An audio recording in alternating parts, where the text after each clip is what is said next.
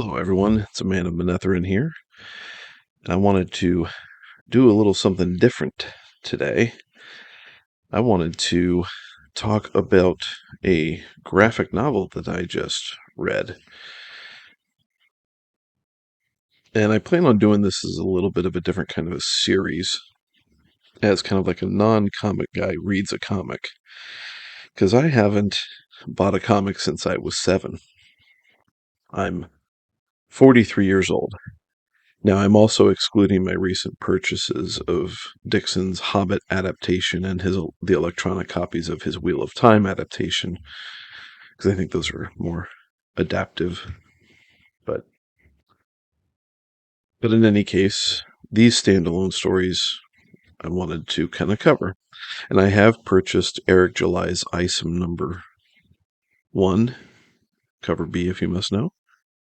And I've also just purchased and received Phenom Comics release of Hunter Ninja Bear, which is also written by Dixon, and I'm starting to go through that. What I have here is The Last Ronin, the final story of the Teenage Mutant Ninja Turtles that was written by Kevin Eastman and Peter Laird, who created them back in the early 80s. It's 224 pages. And again, as I understand it, it completes the Brothers saga. Personally, with the Ninja Turtles, I watched the cartoon as a kid. I watched their first 2 movies in 5th and 6th or 7th grade. Really, really love the cartoons, at least. The movies, I enjoyed them at that age. They don't really hold up so much. But here is The Last Ronin, and this takes us way past the teenage years. We are set in a dystopian New York that is run by Shredder's grandson, who heads up the Foot Clan. And there is only one turtle left. His brothers are dead. Splinter is dead. And he is haunted by their voices throughout, and he's been alone, as you find out, for quite some time. But he is on his last mission to end the feud between the Oruto and Hamato clans. And as for the summary, that's all I'm going to give you. I'm not going to go into any deeper. I'm not going to tell you who the last Ronin is. You actually find that out fairly quickly.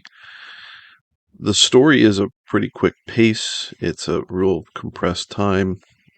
There's not a lot of time passage in it.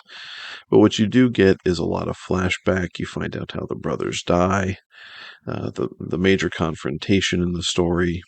You see allies who help him, enemies that he must deal with. In the end, this story has just a ton of heart.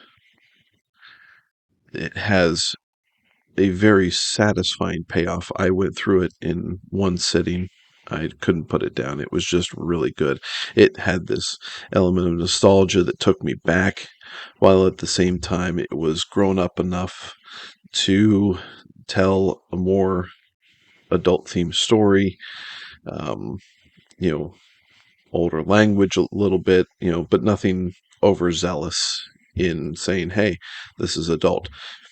My 11-year-old just read it last night, also in one sitting, loved it. But as these images, you can tell the turtle is older. He's got a lot of stuff to deal with. The flashbacks are panels written by and drawn by Eastman in his classic style. And there's just a lot of beautiful art with it.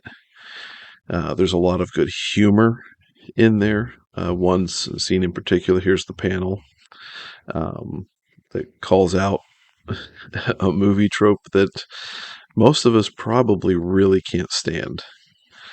But it's just a really good story. And then you've got these panels in the back. There are several of them that are just really well done art and give you a great sense of the turtle and his story.